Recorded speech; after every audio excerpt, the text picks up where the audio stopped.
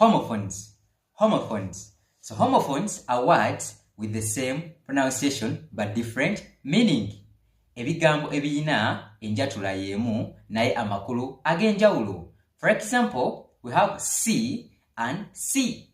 C with S-E-A, it means a large lake.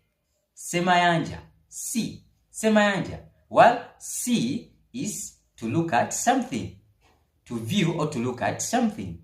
Okulaba ekintu. We have example 2. Sell and sell. Sell and sell. Sell, this one with E, it means to exchange something for money. Okutunda ekintu. While sell with C-E-L-L, it means a small room in which prisoners are locked. Sell with E in Luganda, it means akadunkulu. Akadunkulu.